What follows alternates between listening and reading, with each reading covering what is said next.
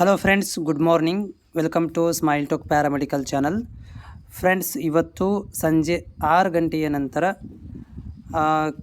KCET first round option ಎಂಟ್ರಿಯ mock ರಿಸಲ್ಟನ್ನು ಇವತ್ತು ಅನೌನ್ಸ್ಮೆಂಟ್ ಮಾಡಲಾಗತ್ತೆ ಅಂತ ನಿನ್ನೆ ಒಂದು ಟ್ವಿಟರ್ ಹ್ಯಾಂಡಲ್ ಮುಖಾಂತರ KEದವರು ತಮ್ಮ ಒಂದು ಮಾಹಿತಿಯನ್ನು ಶೇರ್ ಮಾಡಿದರು.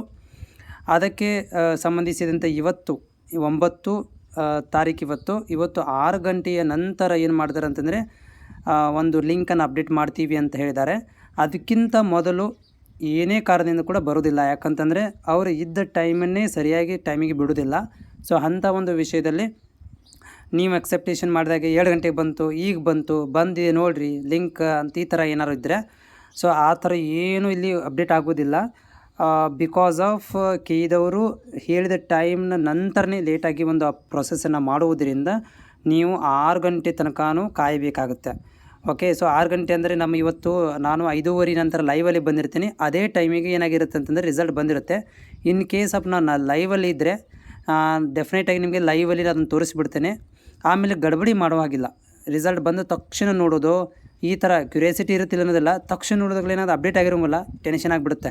ನಾಟ್ ಅಲರ್ಟೆಡ್ ಅಂತ ಏನೋ ಬಂದುಬಿಡುತ್ತೆ, ಅಥವಾ ಆರ್ ನಾಟ್ ಎಲಿಜಿಬಲ್, ಅಥವಾ ಸರ್ವರ್ ಇರೋರು ಈ ಥರ ಬಂದುಬಿಟ್ರೆ ಇನ್ನೂ ಟೆನ್ಷನ್ ಜಾಸ್ತಿ ಆಗುತ್ತೆ.